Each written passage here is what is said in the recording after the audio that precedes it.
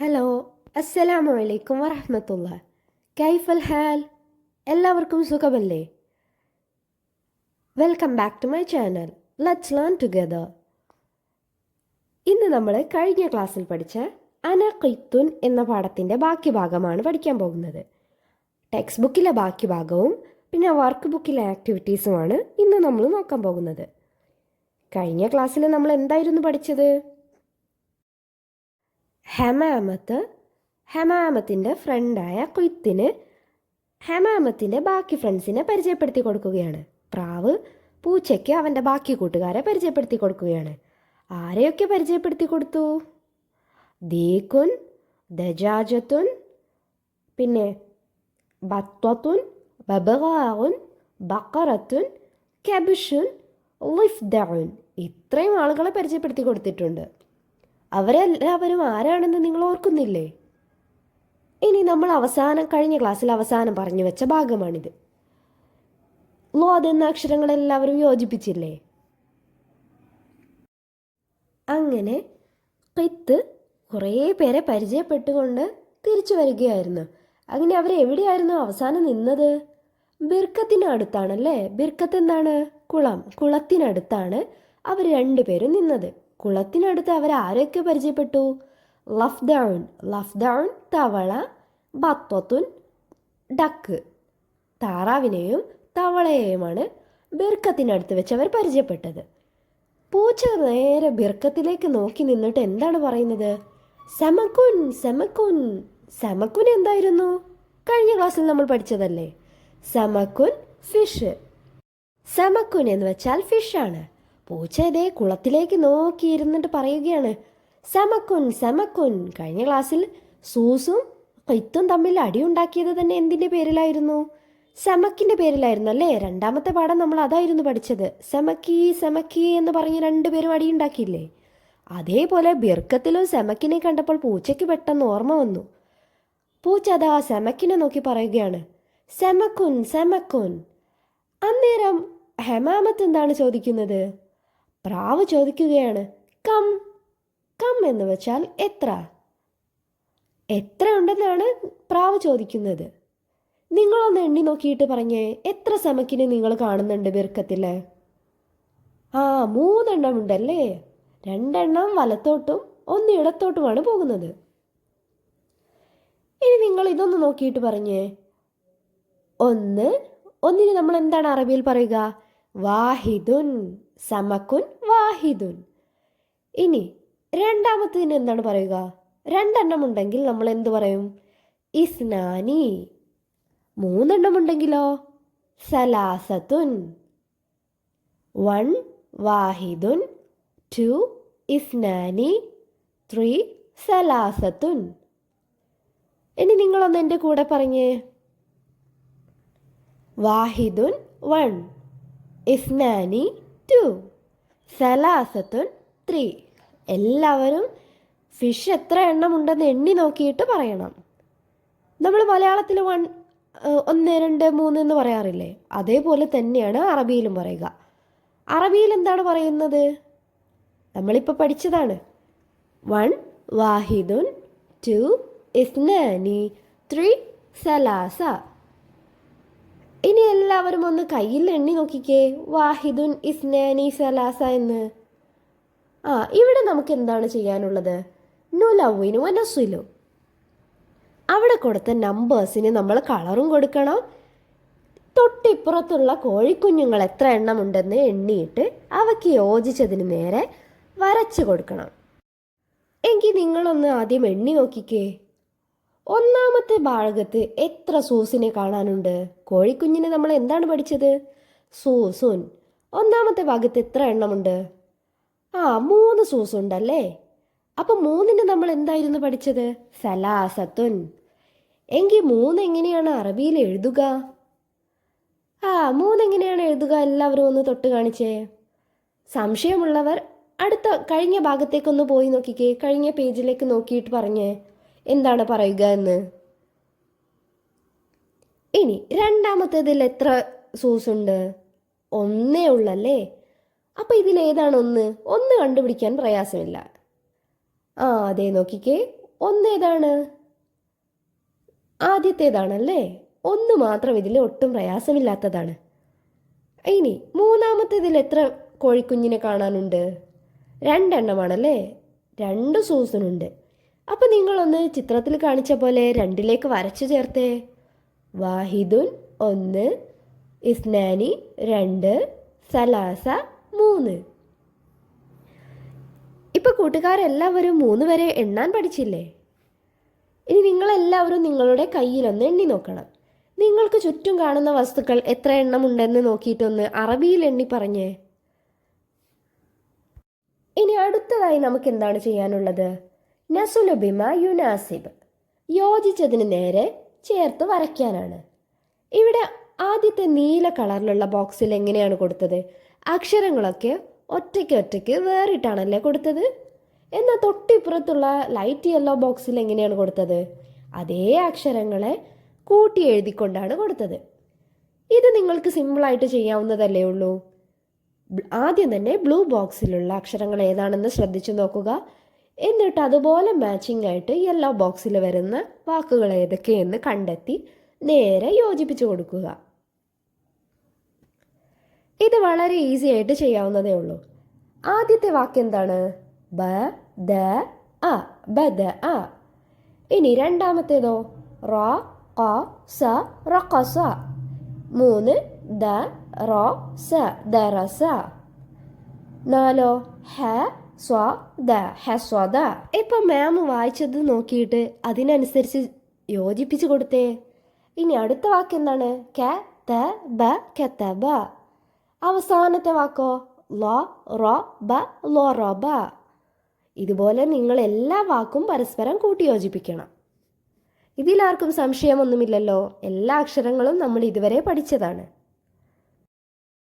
ഇനി അടുത്തതായി വർക്ക് ബുക്കിൽ നമ്മൾ എന്താണ് ചെയ്യാനുള്ളത്? ചിത്രത്തിൽ ആരെയാണ് കാണുന്നത്? സൂസുൻ. സൂസുൻ ആരാണ്? കോഴിക്കുഞ്ഞ്. സൂസൻ എന്ന അക്ഷരം ഏതക്ഷരം കൊണ്ടാണ് തുടങ്ങുന്നത്? സൂസൻ എന്ന വാക്ക് തുടങ്ങുന്നതും അവസാനിക്കുന്നതും സ്വാദിലാണല്ലേ. അങ്ങനെയെങ്കിൽ നിങ്ങൾ തൊട്ടടുത്ത സ്വാദിനൊന്ന് കളർ കൊടുത്തേ. ഇനി സ്വാ ഫത്ഹ സ്വാ, സ്വാ കെസറ സ്വി, സ്വാ ദമ്മ സു. അതുപോലെ എല്ലാവരും ആ പേജ് നിറയെ ഒന്ന് എഴുതിക്കേ. തെറ്റിക്കാതെ എല്ലാവരും എഴുതണം. ഇനി അടുത്ത ചിത്രത്തിൽ എന്താണ് കാണുന്നത്? നമ്മൾ ഇതുവരെ പറഞ്ഞ ആളാണ് ഖൈത്തുൻ.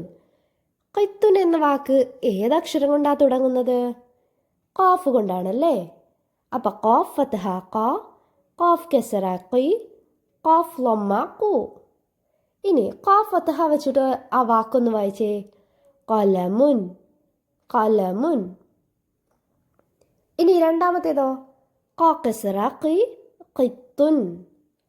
ഖിത്താരാണ്? ദേ ആ ചിത്രത്തിൽ കാണുന്നയാളാണ്. ഇനി ഖ ലമ്മ ഖു, ഖുഫ്ലുൻ.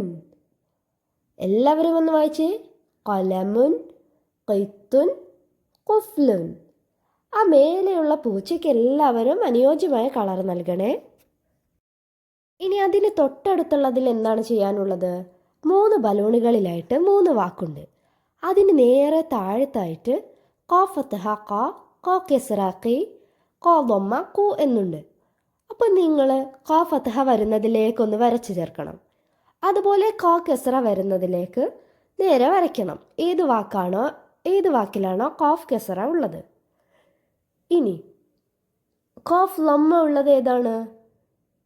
അങ്ങനെ നോക്കിയിട്ട് എല്ലാവരും ഒന്ന് നേരെ വരച്ചേ. ഒന്നാമത്തെ വാക്ക് ഖിർദുൻ, രണ്ടാമത്തേത് ഖുർത്തുൻ, മൂന്നാമത്തേത് ബഖറത്തുൻ. അപ്പോൾ അനുയോജ്യമായതിലേക്കൊന്ന് വരച്ചു ചേർത്തേ. എല്ലാവരും ചെയ്തു നോക്കിയില്ലേ? ഇനി നമുക്ക് അടുത്ത വർക്കിലേക്ക് പോകാം. അടുത്തത് എന്താണ് ചെയ്യാനുള്ളത്? കലമുൻ. ചിത്രത്തിൽ എന്താണ് കാണുന്നത്? പേനയാണല്ലേ. പേനയ്ക്ക് എന്താണ് നമ്മൾ അറബിയിൽ പറയുക? കലമുൻ. ഇവിടെ നൽകിയ അക്ഷരം ഏതാണ്? ഖാഫ്. ഇനി നിങ്ങളെല്ലാവരും പേജ് നിറയെ ഒന്ന് എഴുതി നോക്കിക്കേ. ആദ്യം ഖാഫ്, പിന്നെയോ ഖാഫ് ഫത്ഹ ഖ, ഖാഫ് കെസ്റ ഖി, ഖാഫ് ലമ്മ ഖു. അങ്ങനെ താഴെ വരെ എല്ലാവരും തെറ്റിക്കാതെ എഴുതി നോക്കണം. ഇപ്പം നമ്മൾ കാഫ് എന്ന അക്ഷരം നന്നായി പഠിച്ചല്ലേ? ഇനി എന്താണ് നമുക്ക് ചെയ്യാനുള്ളത്? മേലെ ഒരു മരം തന്നിട്ടുണ്ട്. മരത്തിൽ എന്താണുള്ളത്? നമുക്ക് വായിക്കാൻ വേണ്ടി നൽകിയതാണ്. എന്തൊക്കെയാണെന്ന് നമുക്ക് വായിച്ചാലോ? ഒന്നാമത്തേത് അസദുൻ, ലഫ്ദഉൻ, കൽബുൻ, ഹലറ, വറഖ, ലൊറബ, ലൊറഅ, നളറത്തുൻ. ഇത്രയും വാക്കുകളാണ് ലോദ് വെച്ച ചിത്രത്തിൽ തന്നിട്ടുള്ളത്. ഇനി എന്താണ് നമുക്ക് ചെയ്യാനുള്ളത്? ലോദ് ഈ ലോദിന് ചുറ്റുമുള്ള ബോക്സിലൊക്കെ ലോദ് എഴുതി കൊടുക്കാനാണ്. ഒന്നാമത്തേത് എന്താണ്? ലൊറഉൻ, ലൊർസുൻ, ലഫ്ദഉൻ, ഹൗലുൻ. ഇനി ഇവിടെ എന്താണ് ചെയ്യേണ്ടതെന്ന് നോക്കിക്കേ. നസ്വിലു. നസ്ലു എന്ന് വെച്ചാൽ നമുക്ക് യോജിപ്പിക്കാം. എന്താണ് യോജിപ്പിക്കേണ്ടത്? മേലത്തെ വരിയിൽ ദാലും റോയും ഒക്കെ ഉണ്ടല്ലേ. അപ്പോൾ നിങ്ങൾ എന്ത് ചെയ്യണം? ഇവിടെ തന്നിരിക്കുന്നത് എങ്ങനെയാണ്? റോ കസ്റ രി. അതുപോലെ തന്നെ മേലത്തെ പുഴുവിൻ്റെ മേലുള്ള അക്ഷരങ്ങളും താഴത്തെ പുഴുവിൻ്റെ മേലുള്ള അക്ഷരങ്ങളും തമ്മിൽ യോജിപ്പിച്ചിട്ടുണ്ട്. ഇനി നിങ്ങൾക്ക് എന്താണ് പണി? നിങ്ങളും അതുപോലെ ബാക്കി അക്ഷരങ്ങളെ തമ്മിൽ യോജിപ്പിക്കണം. ദാൽ ഫതഹ ദാൽ, പിന്നെയോ ദാൽ കസ്റ ദി, ദാൽ ദൊമ്മ ദു, റോ ഫതഹ റോ, റാ ദൊമ്മ റു. ഇങ്ങനെ താഴെയും മേലെയുമുള്ള പുഴുക്കളെ തമ്മിൽ യോജിപ്പിക്കണം. എല്ലാവരും ചെയ്തു നോക്കണേ. ഇനി നമുക്ക് അടുത്ത ഭാഗത്തേക്ക് പോയാലോ? ഇനി നുലവിനു വനക്തുബു. നമുക്ക് കളർ കൊടുക്കാം, പിന്നെയോ എഴുതി നോക്കാം. ഇനി ഈ ചിത്രത്തിൽ ആരെയാണ് കാണുന്നത്? ദജാജത്തുൻ. ദജാജത്തുൻ ആരായിരുന്നു? ഹെൻ, പിടക്കോഴിയാണല്ലേ. നിങ്ങളെല്ലാവരും കണ്ടിട്ടുള്ള ആളാണ്. അപ്പം നിങ്ങൾ ദജാജത്തുൻ എന്ന വാക്ക് ഏത് അക്ഷരം കൊണ്ടാണ് തുടങ്ങുന്നത്? ദാൽ. നിങ്ങൾ അവിടെ കൊടുത്ത ദാലിന് കളർ നൽകണം. എന്നിട്ട് അതിന് താഴെയുള്ള അക്ഷരങ്ങളൊക്കെ അതുപോലെ പകർത്തി എഴുതണം. ഇനി ഈ ചിത്രത്തിൽ കാണുന്നത് പോലെ നിങ്ങളുടെ വർക്ക് ബുക്കിൽ എഴുതി നോക്കണം. ദാൽ, ദാൽ ഫതഹ ദാ, ദാൽ കസ്റ ദി, ദാൽ ദൊമ്മ ദു. ഇങ്ങനെ താഴേക്ക് എല്ലാവരും എഴുതി നോക്കണം. ഇനി ഏതക്ഷരമാണ് ഇവിടെ കാണുന്നത്? നമ്മളിപ്പോൾ പഠിച്ചതാണ് ദ്വാദ്. ദ്വാദ് ചിത്രത്തിൽ ആരാണുള്ളത്? ഫ്രോഗ് ആണല്ലേ. ഫ്രോഗിന് നമ്മൾ എന്തായിരുന്നു അറബിയിൽ പഠിച്ചത്? ലഫ്ദഉൻ. ലഫ്ദ. ഇനി മറന്നു പോകില്ലല്ലോ. ലഫ്ദ എന്ന വാക്ക് ഏതക്ഷരം കൊണ്ടാണ് തുടങ്ങുന്നത്? ദ്വാദ്. ഇവിടെ നിങ്ങൾ ദ്വാദാണ് എഴുതി പഠിക്കേണ്ടത്. ദ്വാദ് ഫതഹ ദ്വാ, ദ്വാദ് കസ്റ ദി, ദ്വാദ് ദമ്മ ദു. അങ്ങനെ എല്ലാവരും ആ പേജ് നിറയെ എഴുതി നോക്കുക. ഇനി അടുത്ത വർക്ക് എന്താണെന്ന് നോക്കിക്കേ. നതഹദ്ദസ്. നമ്മൾ സംസാരിക്കാനാണ്. എന്താണ് സംസാരിക്കേണ്ടത്? അന. ഇവിടെ ഓരോരുത്തരെയും നൽകിയിട്ടുണ്ട്. അവരൊക്കെ ആരാണെന്ന് നമ്മൾ പറഞ്ഞാൽ മതി. ഉദാഹരണം തന്നത് ആദ്യം നോക്കിക്കേ. ആദ്യത്തെ ചിത്രത്തിൽ ആരാണുള്ളത്? സിംഹം. നമ്മൾ ആദ്യം പഠിച്ചയാളാണ്. അന അസദുൻ. ഞാനാണ് സിംഹം എന്നെങ്ങനെ പറയും? അന അസദുൻ. ഇനി തൊട്ടടുത്ത ആരാണ്? നമ്മളിപ്പോൾ പഠിച്ചതാണ് ഖിത്തുൻ. ഖിത്തുൻ എങ്ങനെയാണ് പറയുക? ഞാനാണ് പൂച്ച എന്നെങ്ങനെ പറയാം? അന ഖിത്തുൻ. ഇനി പൂച്ചയ്ക്ക് തൊട്ടടിയിൽ ആരാണ്? നായാണല്ലേ. അപ്പം നായക്ക് എന്തായിരുന്നു അറബിയിൽ പറയുക? നിങ്ങൾക്കറിയാമോ? നായക്ക് നമ്മൾ കെൽബുൻ എന്ന് പറയും. അപ്പോൾ എങ്ങനെ എഴുതാം? അന കെൽബുൻ. അന കെൽബുൻ. ഇനി തൊട്ടടുത്ത ചിത്രത്തിൽ ആരാണ്? കോഴിയാണല്ലേ. ഹെന്നാണ്, പെടക്കോഴിയാണ്. പെടക്കോഴിക്ക് നമ്മൾ എന്താണ് പഠിച്ചത്? ദജാജത്തുൻ. എല്ലാവരും ഒന്ന് പറഞ്ഞേ. ദജാജത്തുൻ. അന ദജാജത്തുൻ. ഇനി തൊട്ടിപ്പുറത്ത് ആരാണ്? പൂവൻ കോഴിയാണല്ലേ. പൂവൻ കോഴിക്ക് നമ്മൾ എന്താണ് പറയാറ്? ദീകുൻ. അന ദീകുൻ. ഞാനാണ് കോഴി. ഞാനാണ് പൂവൻ കോഴി. മുകളിൽ എഴുതി കാണിച്ച പോലെ എല്ലാവരും ഒന്ന് എഴുതിയെടുത്തേ. അന ഖിത്തുൻ, അന കെൽബുൻ, അന ദജാജത്തുൻ, അന ദീകുൻ. എല്ലാവരും എഴുതി കഴിഞ്ഞോ? എല്ലാവരും എഴുതുന്നതോടൊപ്പം തന്നെ കൂടെ പറഞ്ഞു വേണം എഴുതാൻ. ഇനി താഴെ ഒരാളും കൂടെയുണ്ട്. ആരാണ്? തവളയുണ്ടല്ലേ. തവളയുടെ പേര് അവിടെ നൽകിയിട്ടുണ്ട്, ലൊഫ്ദൗൺ. അതിനു മുൻപ് നമ്മൾ എന്താണ് ചേർക്കേണ്ടത്? അന ലൊഫ്ദൗൺ. നിങ്ങൾ എല്ലാവരും ഒന്ന് അവിടെ അന എന്ന് എഴുതി നൽകിയേ. ലൊഫ്ദൗണിന് നേരെ അന എന്ന് എഴുതി ചേർക്കണം. ഇത്രയും ഭാഗം നിങ്ങളൊക്കെ കംപ്ലീറ്റ് ആക്കിയില്ലേ? ഇനി ചിത്രത്തിൽ ആരൊക്കെയാണ് കാണുന്നത്?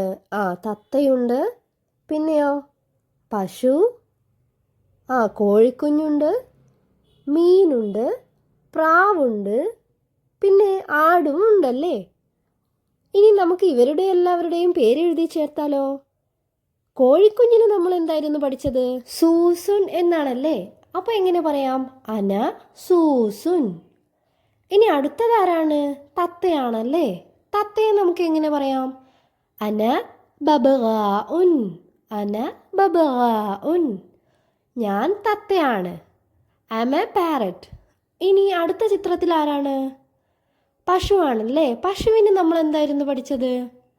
അന ബക്കറത്തുൻ. അന ബക്കറത്തുൻ. ഞാൻ പശുവാണ്. ഇനി അടുത്തതാരാണ്? ആടാണല്ലേ. ആടിന് നമ്മൾ എന്താണ് പറയാറ്? കബഷുൻ. അപ്പം ആടെങ്ങനെ പറയും? അന കബഷുൻ. എല്ലാവരും ഇതൊന്ന് എഴുതിക്കേ. ഇനി അടുത്ത ചിത്രത്തിൽ ആരെയാണ് കാണുന്നത്? പ്രാവിനെയാണല്ലേ. പ്രാവിനെ നമുക്ക് എങ്ങനെ പറയാം? അന ഹമാമത്തുൻ. ഞാൻ പ്രാവാണ്. ഹമാമത്തുൻ ആരാണ്? പ്രാവ്. അന ഹമാമത്തുൻ. അവസാനം ആരാണ്? വെള്ളത്തിൽ നിന്ന് ചാടി നിൽക്കുന്നത് ആരാണ്? മീനാണല്ലേ. സമക്കുൻ. അന സമക്കുൻ. ഞാൻ മീനാണ്. നിങ്ങളെല്ലാവരും ഇതുപോലെ ഒന്ന് എഴുതി നോക്കിക്കേ. നിങ്ങൾക്ക് സ്വയം എഴുതാൻ പറ്റുന്നുണ്ടോ എന്ന് നോക്കണേ. ഓരോ പക്ഷികളുടെയും മൃഗത്തിൻ്റെയും പേരെന്താണെന്ന് ആദ്യം സ്വയം പറഞ്ഞു നോക്കുക. എന്നിട്ട് മാത്രം ഉത്തരം നോക്കി എഴുതുക. എല്ലാവരും ഇത്രയും പേര് നന്നായി പറഞ്ഞു പഠിക്കണം. ഇനി നിങ്ങളുടെ ചുറ്റും ഇത്തരം മൃഗങ്ങളെ കാണുമ്പോൾ നിങ്ങൾ മലയാളത്തിൽ മാത്രമാണോ പേര് പറയാൻ പോകുന്നത്? അല്ലല്ലേ. നമ്മൾ ഇനി മുതൽ ഓരോ പക്ഷികളുടെയും മൃഗങ്ങളെയും കാണുമ്പോഴും അതിൻ്റെ പേര് അറബിയിലും ഇംഗ്ലീഷിലും മലയാളത്തിലും ഒക്കെ ഒന്ന് പറഞ്ഞു നോക്കണം. നിങ്ങൾ പറയുന്ന കൂടെ തന്നെ നിങ്ങൾക്ക് ചുറ്റുമുള്ളവരെ പഠിപ്പിക്കുകയും കൂടെ വേണം.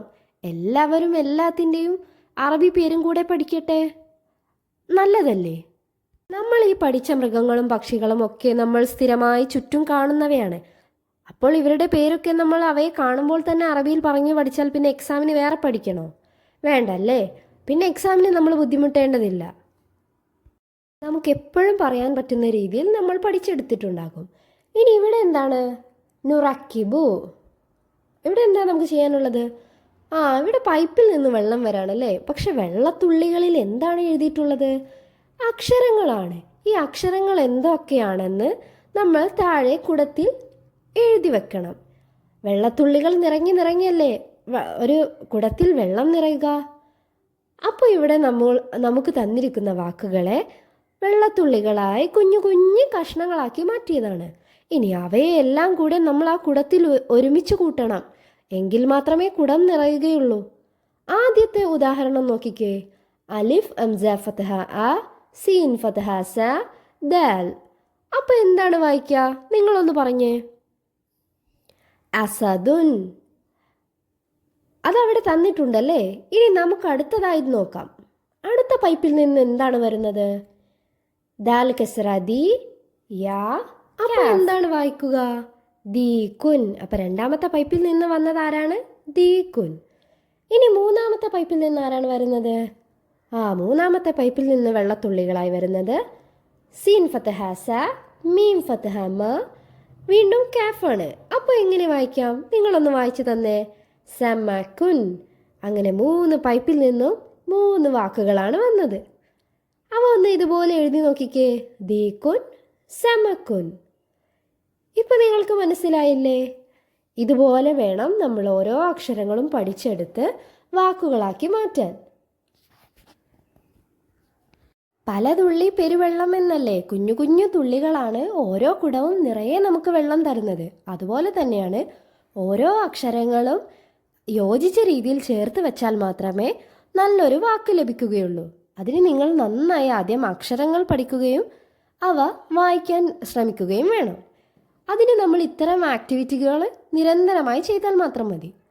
ഇതെല്ലാവരും എഴുതി വെക്കുക മാത്രം ചെയ്യാതെ നന്നായി വായിച്ച് പഠിക്കുകയും വേണം. ഇനി അടുത്ത പൈപ്പിൽ നിന്ന് ആരാണ് വരുന്നത്? അടുത്ത പൈപ്പിൽ നിന്നും 3 തുള്ളി ഇറ്റുന്നുണ്ട്. ഏതൊക്കെ അക്ഷരങ്ങളാണ് ഇറ്റി വീണത്? സ്വാദ്, ലൊമ്മ, സു. പിന്നെയോ സ്വാദിന് കൂടെ വാവും കൂടി ഉണ്ടല്ലേ, അപ്പം എങ്ങനെ വായിക്കാം? സൂ. പിന്നെ ലാസ്റ്റ് അക്ഷരം ഏതാണ്? സ്വാദ്. വീണ്ടും സ്വാദാണ്. അപ്പോൾ നമ്മൾ എന്തായിരുന്നു ഈ അക്ഷരങ്ങൾ തമ്മിൽ കൂട്ടിയോജിപ്പിച്ചപ്പോൾ വായിച്ചത്? സൂസുൻ. സൂസുൻ എന്ന് വെച്ചാൽ കോഴിക്കുഞ്ഞ്. അപ്പോൾ നിങ്ങൾ ആദ്യത്തെ കുടത്തിനടിയിൽ സൂസുൻ എന്ന് എഴുതണം. ഇനി രണ്ടാമത്തെ പൈപ്പിൽ നിന്ന് എന്താണ് ഇറ്റ് വീഴുന്നത്? കാഫത്ത് ഹാക്ക, ലാം സുക്കൂനിൽ, ബാ. ബാ ലൊമ്മ ബുൻ. ഇതെന്താണ് വായിക്കുക? നിങ്ങളൊന്ന് വായിച്ചു തന്നെ. Very good. കെൽബുൻ.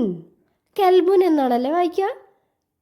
ഇനി നിങ്ങൾ ആ കെൽബുൻ എന്ന കുടത്തിന് മേലെ എഴുതിക്കേ. കെൽബുൻ ആരായിരുന്നു? നമ്മുടെ വീടിന് ചുറ്റും കുരച്ചു നടക്കുന്നത് ആരാണ്?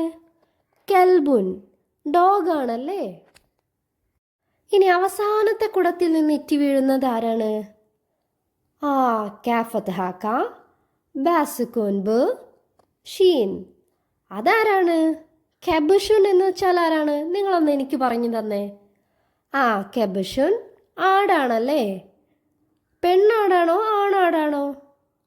ആണാടാണല്ലേ. കെബുഷുൻ. ഇനി നിങ്ങൾ ആ കെബുഷുൻ എന്ന പേരെന്ന കുടത്തിന് മേലെ എഴുതിക്കേ. നമ്മൾ എത്ര പേരെയാ പഠിക്കുന്നത്? നമുക്ക് ചുറ്റുമുള്ള എല്ലാ മൃഗങ്ങളുടെയും പക്ഷികളുടെയും പേര് നമ്മൾ അറബിയിൽ പഠിച്ചു കഴിഞ്ഞു. ഇപ്പം നമുക്ക് ഒത്തിരി വാക്കറിയാമല്ലേ. ഇവിടെ നൽകിയ പോലെ നിങ്ങളെല്ലാവരും ഒന്ന് ശരി ഉത്തരം എഴുതിയെടുത്തേ. സൂസുൻ, കെൽബുൻ, കെബുഷുൻ. ഇതിലാർക്കും സംശയമൊന്നുമില്ലല്ലോ. എല്ലാം ക്ലിയർ അല്ലേ? ഇത് നിങ്ങൾക്ക് തന്നെ എഴുതാവുന്നതേ ഉള്ളൂ. നമ്മളെല്ലാം പഠിച്ചു കഴിഞ്ഞതാണ്. ഇനി നമുക്ക് എന്താണ് ചെയ്യാനുള്ളത്? നുസാഇദു ദജാജത ലിസൂസിൻ ലിൽവുസൂലി ഇല അഫ്രാഹിഹ. മേലെ ആരാണുള്ളത്? കോഴിയുണ്ടല്ലേ. കോഴിയെ നമ്മൾ ആരിലേക്കാണ് എത്തിക്കേണ്ടത്?